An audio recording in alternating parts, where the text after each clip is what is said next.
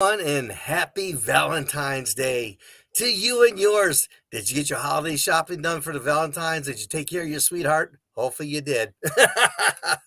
It's your friend Russell K with the Music Dreams USA Radio Artist Spotlight Show. And we are being brought to you by Blue Shamrock Music and a special thank you to Mr. Stephen Brady. And we have a special guest in the house. He's actually only 2 hours away. We're coming to you from our Niagara Falls studios here in Niagara Falls, New York. But our guest this evening, he's up in Toronto. And his name is Jeff. And we're going to go live right now. We're going to meet him. We're going to find out more about his musical journey, how he got started into the music and his music right now. So we have a really cool conversation with him. And now let's go live and meet our special guest. Hey, Jeff, how are you? Happy Valentine's Day, friend. Hey, Russell. Great to see you. Happy Valentine's Day to you down there in Niagara Falls, New York. We're just like neighbors, Jeff. I mean, we're like just a hopscotch away from each other. Yeah, absolutely. And I grew up in Niagara Falls, so I know both sides of the border pretty well. So it's kind of funny that we're meeting up this way over the internet on a radio show. But anyways, very nice to be with you tonight. Well, thank you for, I know we had some internet issues and all kinds of crazy things happening on today, but we're able to, get all that straightened out here. So now we should be good to go with our show. And again, thank you so much for your patience. And let's kick off our interview. Can you kind of like tell our listeners a little bit about how you got into music and why do you love music so much? Sure. Well, I used to, I used to play when I was young, and I'd gotten away from music for probably about 30 years. And then sadly, I was diagnosed with cancer about 9, 10 years ago. And I picked up the guitar again just to start taking my mind off of being sick. So I started writing and whatnot. And it was kind of a therapeutic thing. Music was always very therapeutic for me. And so I was writing, and then because cancer can take a while. Like, it's not like you've got a broken arm. We put it in a sling for 8 weeks, or and whatnot, and it's going to be okay. So it was a kind of a drawn out a period, and so became very reflective. And I hadn't written in a long time, and songs started to come. And I had my guitar in my bedroom in the hospital, and there was I'll never forget it. There was a custodian there, and she said, "Hey, I really like your stuff. There's a place around here that you could play, for if you want to take some of your music there." And I said, I'm just kind of getting over this cancer thing, right? And I had all these tubes kind of sticking out of me and everything. And so I really wasn't thinking about that at the time. But fast forward a little while later, and I got over the cancer. I was clean. And so I kept on writing, and then it was just kind of been a series of steps and events. I met a fella named Chris Partland. Chris Partland was famous with the Partland Brothers, a big Canadian act. And Chris he used to host a talent night, And so someone said, you should go and check this out, right? And so I went, and I played a couple of my songs, and he said, "Hey, I really like your stuff." And I said, "Oh, well, that's great." And then I got to know him, and he said, "Why don't you come down to a studio, and I'll record you." So I'm like, "You're kidding me?" He's like, "No, no, no. We'll do it. We'll do a few tracks down." And then we kind of went from there. So we had a little CD EP, and then I was playing a show in Toronto, which was a Nashville Songwriters Night. Now, listen to this, because this is the story of a break of whenever. I was going to play, they had three new acts playing, and I was going to be able to open the show with one song. Okay, cool. So I go, beautiful club, beautiful, like everything, like filming, the whole 9 yards. And I was just a little opener for like the real talent, right? And then I noticed that the stage manager, I started seeing him talking to people and walking around, and I thought, oh, they're going to cancel the opening act, right? And he came up to me and said, one of my acts, my names has cut his hand, and I can't. He can't play tonight. do you think you'd be able to play a set? And I said, just give me that microphone and get out of the way. I'll play you a set. So I did, and it was really great. And then I had two songwriters come up to me afterwards, after the songwriters night. Dave Woods, who's a Canadian radio personality and runs a lot of country shows here and whatnot, and Dana Shrek, who's an independent artist, recording writer, been to Nashville a ton of times. And they come up and said, "Hey, we really like your stuff. We'd like to write a song with you." And I was like, I hadn't really, I write all my own stuff or most of it. Um, sure, okay. So we did this really impromptu two session writing on this song called "Won't Let Me Let Go," and she said, I like the way you sing it. I like the way you play it. I want you to fly down to Nashville. I want you to do the demo, and then if you want to release it as a single yourself, you're more than welcome to. So I flew down to Nashville, went to the big studio with, the session players who've played for like a billion famous acts, right? And here I was, right? Here I am, Jeff from, Little Niagara Falls in the studio with everyone looking at me like, do you like the pedal steel louder or do you like this? And I'm thinking, I don't know. But anyway, I didn't say that, of course, right? I'm the big. So anyway, we got through it and came back and she said, I think this is good enough. It's going to make it to radio. So she had a couple friends in radio and in I guess in tracking and publishing, and so we got the song out, and the next thing you know, it was on the Canadian Broadcasting Corporation's Country Channel, Sirius XM, playing twice a day for 4 months. And then from that, it kind of turned into terrestrial radio, local stations, and then someone heard it in Quebec, and then suddenly there was 5 or 6 stations. But anyway, it took off, and I was more than thrilled to hear my own stuff on the radio. I was stunned, actually, right? And so I remember going to my oncologist surgeon to get my final kind of bill of good health, right, which it turned out to be, thankfully. And on came my song on the radio as I'm at the there I am.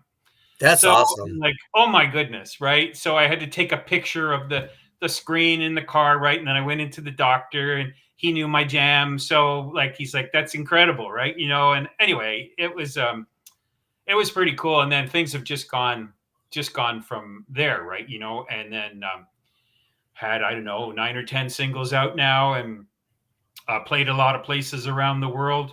And it's just been great. All this from of being sick in a hospital bed. I just honestly, sometimes I just can't believe it, but that's a true story. Wow, that's amazing. And thank you for sharing that with us. And Oh, my that's pleasure. one thing I love about the music industry, right? You meet all kinds of very interesting people who've been through all kinds of ups and downs. And with you with the cancer and then being able to overcome it and pursue your musical dreams. And here you are today, fast forward. So kudos to you. Thank you. And with that being said, can you talk a little bit more about your music? What kind of style is it? And when people are listening to your music, what is the message that you're trying to get out? I think what the style of it is, I love a lot of old country music, and I've written a lot of ballads and stuff like that. But these things for radio, they're more up tempo and more modern in kind of their production and whatnot. And I think I try and like, I mean, I've got some real sad tearjerker ballads and stuff that most songwriters write, whether they ever are heard by anybody. That's okay because I like writing them myself. But I don't know. A lot of mine are reminiscent of past experiences. Little White House is about a place we grew up in rural Niagara Falls. We didn't have a lot of money. My father worked in a mill. My mom was a stay-at-home mom, and we had a little house. And sadly, my father he was 95, and the house became too much for him. So we were selling the house, and he was going to move into a retirement home, and I was just kind of standing there thinking, I have all these memories of growing up in this place. And though we didn't have a lot of money, I don't think my folks ever made us feel like we were poor or wanting for anything, even though I guess we used to fix our truck in the driveway, right? Like on a couple of ramps and concrete blocks, right? But I think that I was leaving and I thought someone's going to have some great memories in here. I had a wonderful time. So that was kind of Little White House. So using that as an example for your question, I think that the music comes from life experiences most of the time. Um, Country going on, about house parties growing up, like as a teen and a young guy, right? All summer long, getting together with my friends and going out. What we did in the summer, we all had part-time jobs and stuff. So they're all very kind of reminiscent of happier, I guess, less responsible times. Much lighter of heart, some of them. So that's latest one, Magic in this Moonshine, about meeting someone, first love, first date jitters, that type of thing. So I think most of them are positive, and I would say that most of them are very reminiscent of maybe a certain idealized time in my life when I was younger. How can our listeners are watching now that will be watching later? How can they get in contact with you and check out your music? Oh, really, really easy. Orson, my last name is there's very few, like very few in the world. Okay, even though everyone spells it wrong, Warson, Warser, Orser, or whatever.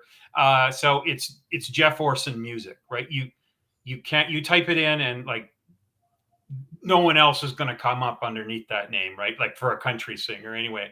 So it's jefforsonmusic.com.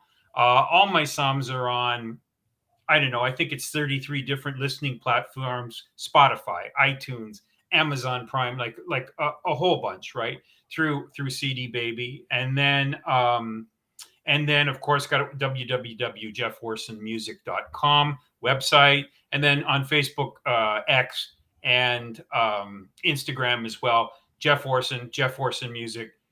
You're not going to get confused with too many people because no one's got that in the country business. But anyway, really easy to find, and you'll see all the songs there and a little bio on the website and places where I've played and different things. So really easy to get in contact. There's an email there. Facebook, I get all kinds of different messages and different things from people, which is great. Hey, I like the song, or are you on this radio station? All these different things. So very easy to get in contact with, that's for sure. And you can also add Music Dreams USA Radio. We're going to begin to play your music too. Beautiful. Well, that's wonderful news. That's great to hear. And um, just another place where you can find Jeff Orson. That's right. That's right. We support upcoming aspiring artists, and that's one thing we love about this show is we get the opportunity, give our artists some exposure, and and to let others know about your music and what you do and everything. So I appreciate you sharing that. So since we're talking about the music industry, what is the best advice you've ever gotten from somebody? Who was it, and why was it so special for you? Um, I think it was from two or three different people, but it was the same message: was um, try be yourself, be genuine. Like, it's good to keep in mind that you don't want to write a 7-minute country song and expect it to get played on the top 40, okay, because it's probably going to be too long, right? But other than that, try and do write songs, or be honest with yourself, write about things that you know.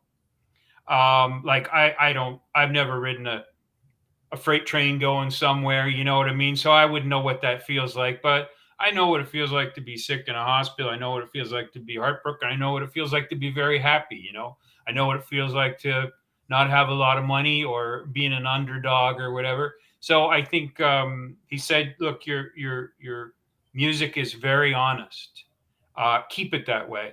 And people will people will like you for that. And I think that's probably because I thought maybe I should write folk, and maybe I should do country, and maybe it should be more metal. And I'm like, um, Gabor Shapedzi, my piano player, he's been in the music business a long time in bands. He had a huge music and lighting company that did Phantom of the Opera and like major productions. He's met countless stars and worked with them and whatnot. And he said, you get all stressed out about this. He says, you're going to ruin it. He said, write songs you like, and when we find a real one that you really like, put it out there and don't worry about it.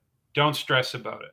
And that's kind of been those two pieces of advice: be yourself, and and don't try to be something that you're not, because people will smell it right away and they will say, that's phony.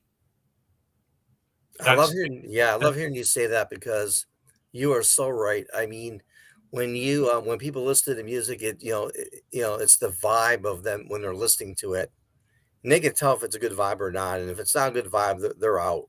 yeah, And so, yeah, yeah. I They will appreciate you not. sharing that. They won't come along with you on that journey. They won't. Absolutely. So let's continue in our interview again. This is Music Dreams USA Radio, and you are watching the Music Dreams USA Radio Artist Spotlight Show, being brought to you by Blue Shamrock Music. Special thank you to Stephen Brady, and we got our friend from Toronto, a musician. He's just rocking the house. His name is Jeff. He's up in Toronto. So let's find out about Toronto. So you're obviously in a huge metropolitan area up in Toronto. I mean, music is huge in Toronto. Yes. And so, I mean, it couldn't get any better for you, right? No. It's a like I said, I'm just west on the outside of the west end of the city.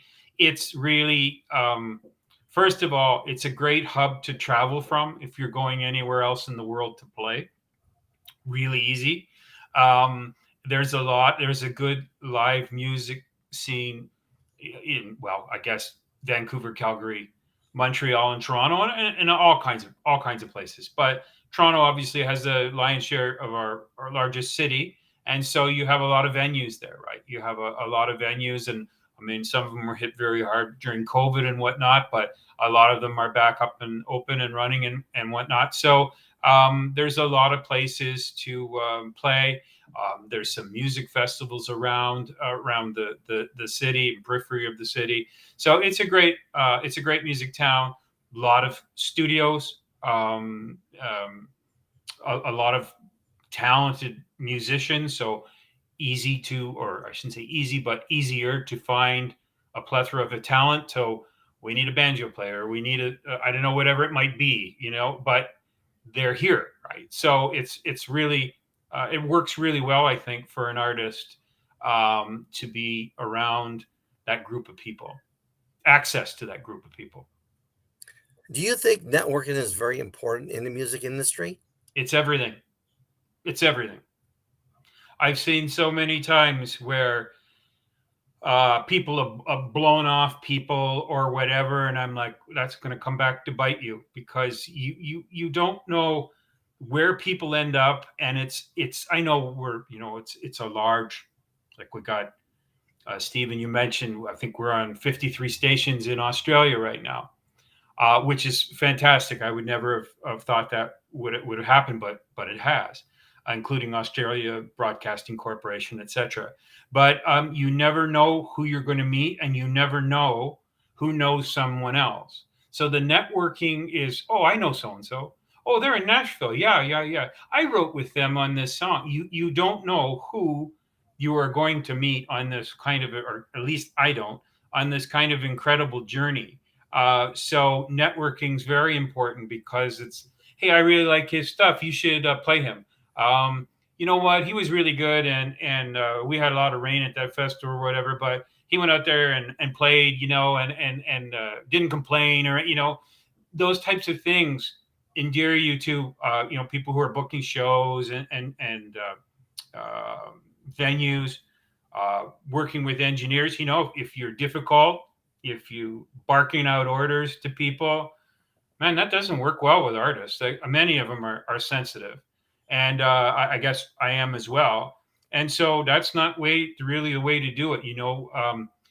Music entertainment business is different than, I don't know, other businesses, just because you've got a lot of creative minds and stuff, and trying to mesh that all together to get a song or a finished product or a video or whatever it is you're doing.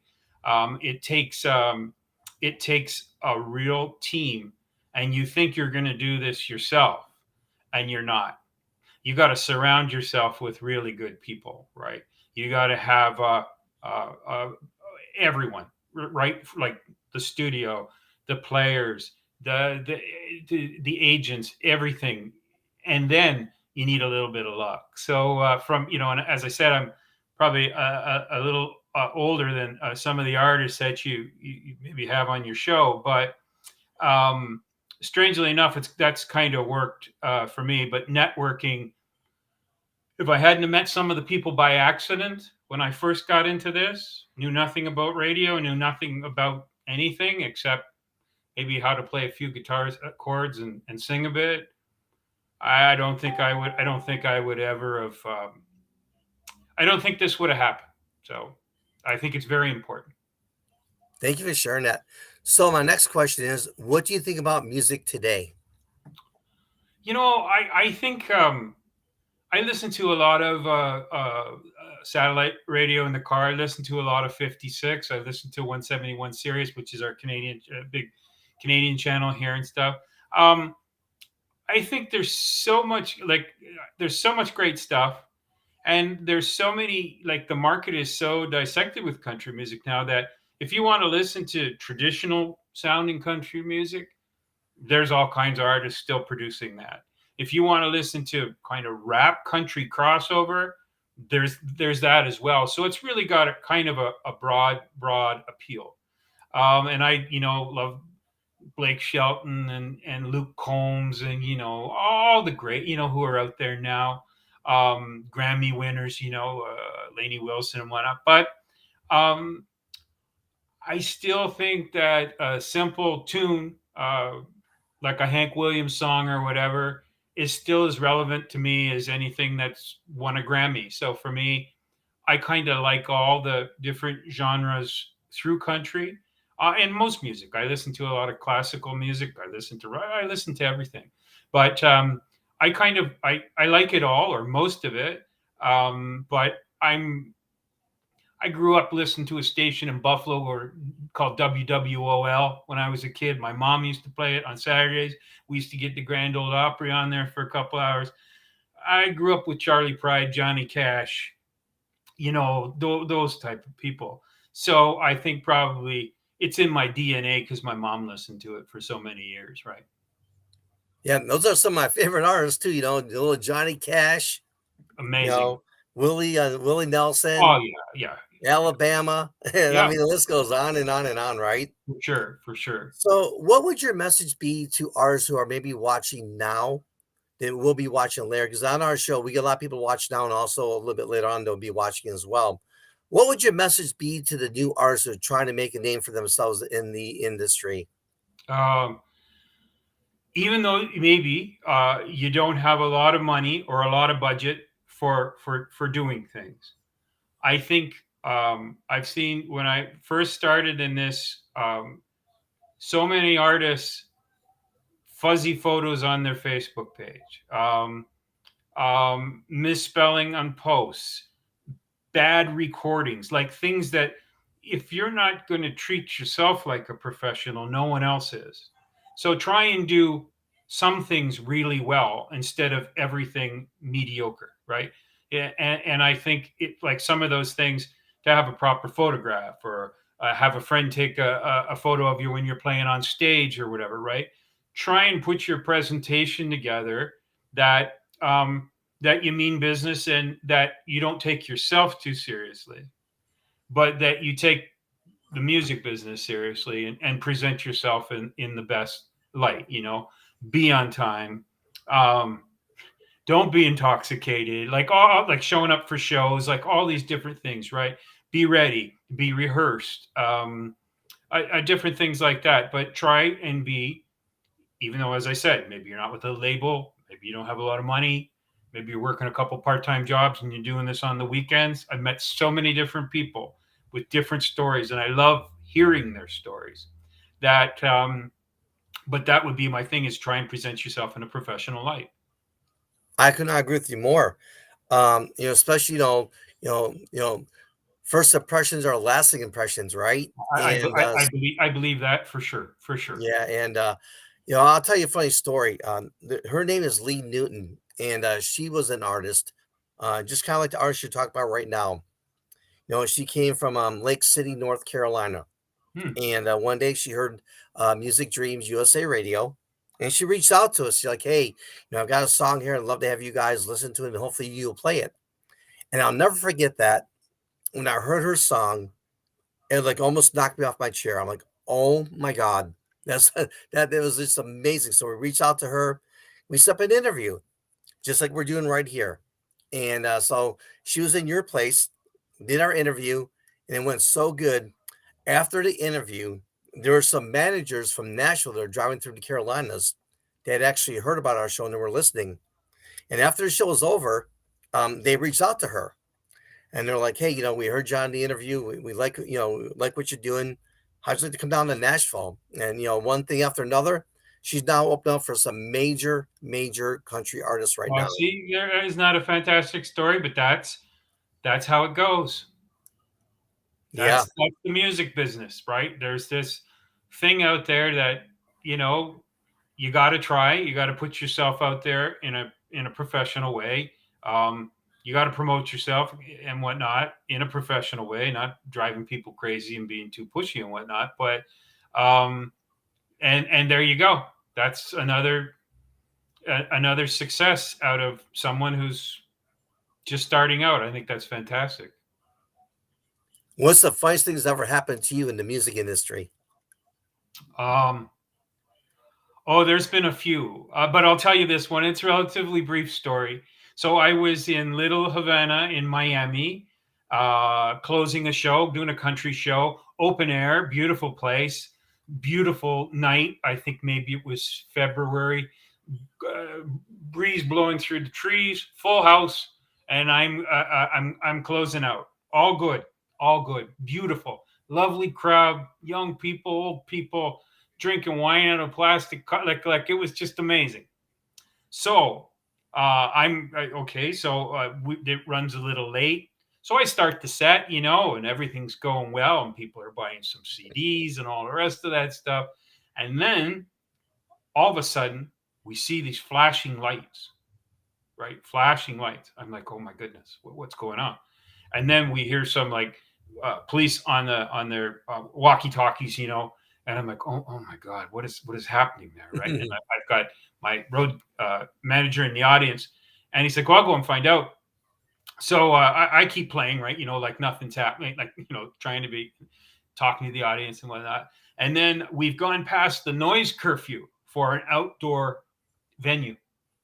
Oh So we've no. got yeah, and I'm like, and this is going really well, and I'm like, oh boy, and so I remember like it's funny, it's very funny now. So the cops are there, right? And here I am, a Canadian in the States, and the place is getting shut down, right? So the owner's like, the manager comes back. It says to me, he says, Jeff, we got to shut the I said, I'll tell you what we're going to do. I says, before we get off the PA, everybody move all the tables close to the stage so all these people pick up all their tables and chairs and move them all up close to me in a big circle. And I've got this big Gibson SJ200, which, dude, you can hear it 6 blocks away without a pickup. And I finished the set just like it was water off a duck's back, and I'm like, did I look nervous? No, no, no. It just seemed beautiful. People came up afterwards, hugging me. It was just wonderful. But in the end, I'm dying inside, right? And the cops come and shut down the show. I think I don't. It's very funny to me now. I just can't. I can't believe that happened, but it did. Well, you want to hear something funny? It actually I happened to do. me too. Oh well, there you go. It was just one of those things. But it was so surprised. I was stunned. I'm like, I've never come up against this before, right? What do I do? Well, as in most things, you got to figure out the best thing you can because you've got a bunch of people there and they're all listening to your music and, they're buying your CDs and then they're buying you drinks and everything's good. Who wants to break that up? Don't ever stop the music. Keep playing. So that was one of my crazy stories. Yeah, it's kind of funny. It's kind of funny you mentioned that because that's the same thing. When I'm hearing you explain that story, I'm like, oh my god, that's the same thing that happened to me. it's, like, It's it's pretty it's wild. it's just one of those things, but So, we made it through. so other than your new single that's out right now, what's up the road for you? Up the road is a faster, more up tempo song that I'm working on right now, all about bootlegging in Tennessee. And then so I'm going to do that and a couple other songs that I got working on right now. So I want to lay that track down. I've got an opportunity to go to Rome in March. So set up a two or three places, or being set up two or three places to play. So that's kind of cool.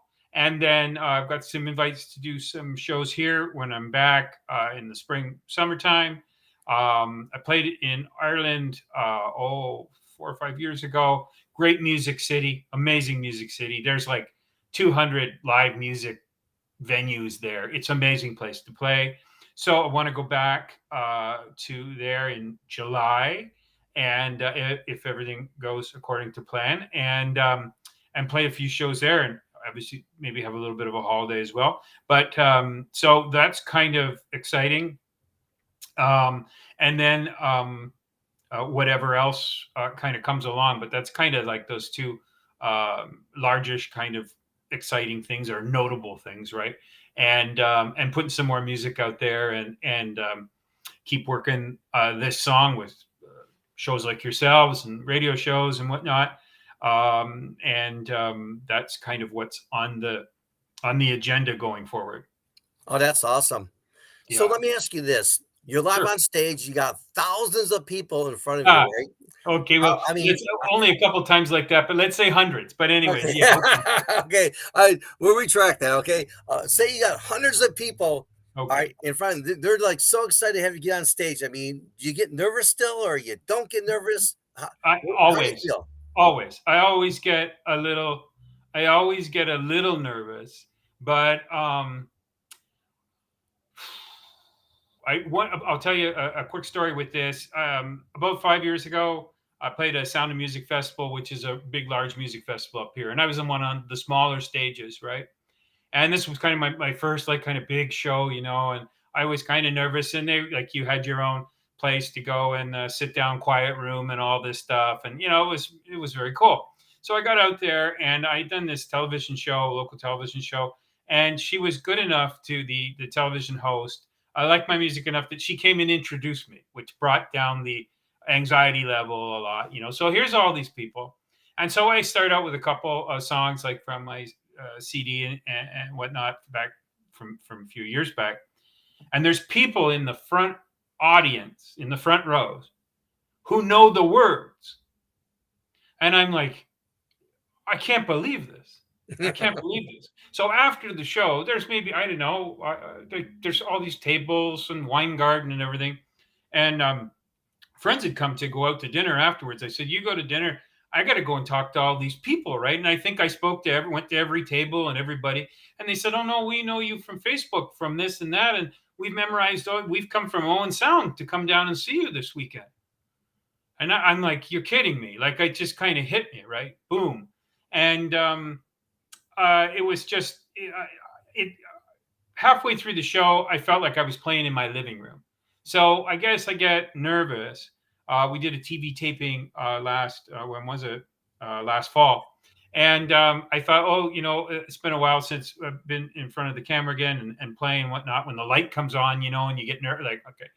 And it went really, I was nervous, but I didn't, I don't think I projected that. And once I got into the song, I was fine. And I think it's, if you're rehearsed enough and you can play the song in your sleep and whatnot, it takes down the anxiety level. But I'm sure I think anyone's nervous about writing something and putting it out there to the public to either react, like if they don't like your set, they get up and go to the washroom and go and buy a beer or whatever, or they leave, or they stick around and they want to talk to you after the show, or they want to find out more about you, or there's another club owner there who wants to, hey, I really like your music or whatever. So I still get nervous, but not like it used to be in the early. That was trial by fire for sure.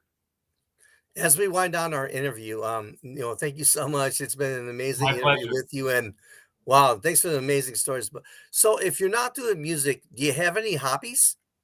Uh yeah, I do. I have I love to I like to draw, like illustrate and whatnot, that type of thing. So I really like to sketch and draw and create. My mother was an artist. She was a painter her whole life. So I guess I got that from her. And this sounds maybe kind of hokey or old, but I love to fish. And I grew up on the Great Lakes. My father was an immigrant from England, and he fished every day his whole life, especially after he retired until he couldn't walk.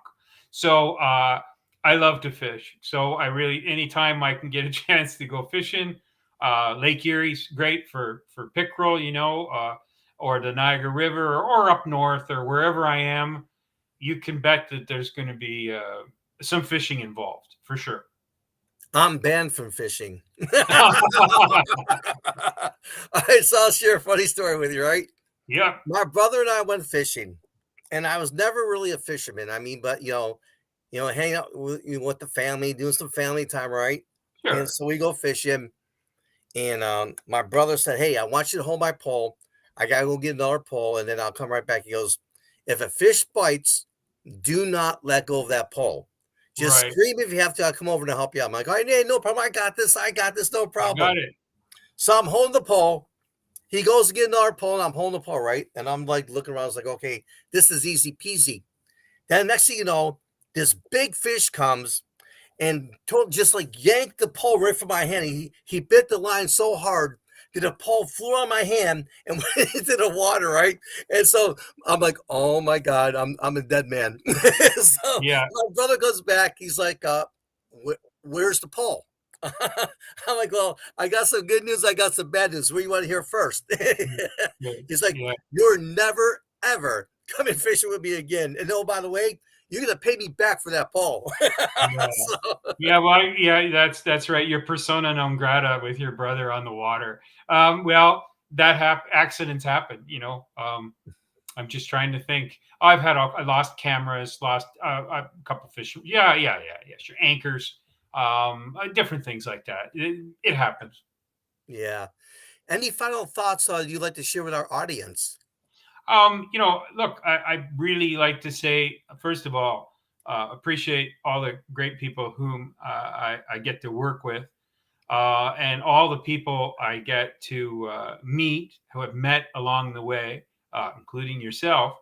And also, thanks very much, sincerely, for listening to my music and writing and saying hello and commenting and just all the different things coming to shows wherever I am playing and whatnot. I really appreciate that there's some people willing to listen to independent music that's maybe not with a big label. Not that there's anything wrong with that, but that are independent music that are kind of trying to do everything they can on their own.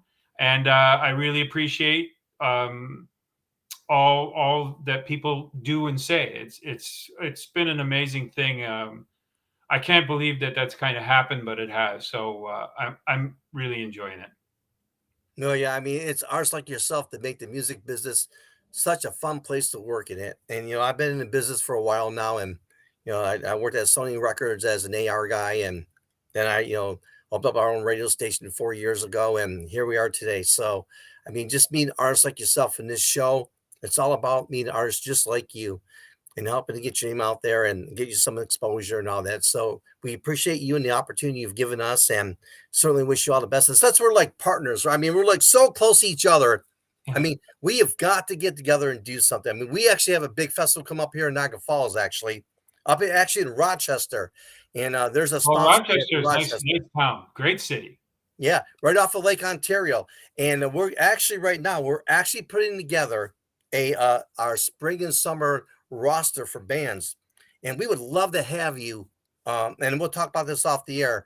But Sure. we'd love to have you come on down and get it rocking for us. I mean, we'd love to have you. It's a beautiful place and it's right off of Lake Ontario, so might be something you'd be interested in. But we'll talk about that off the air. Sure. That's wonderful. And Russell, thanks again for having me on. It's been great. You're welcome.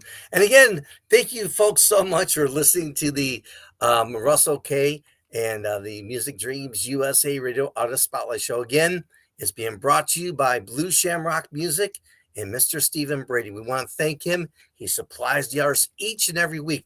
So next Wednesday, come on back. What are you waiting for? Come on back and tell your family and friends about our show. And if you know somebody who's an upcoming aspiring artist and they're looking for some exposure, reach out to Blue Shamrock Music and Stephen Brady, and we'll hook you up and bring you on the show. Until next week, happy Valentine's Day to you and yours. Thank you so much for watching, and we'll see you soon. Take care and have a wonderful evening.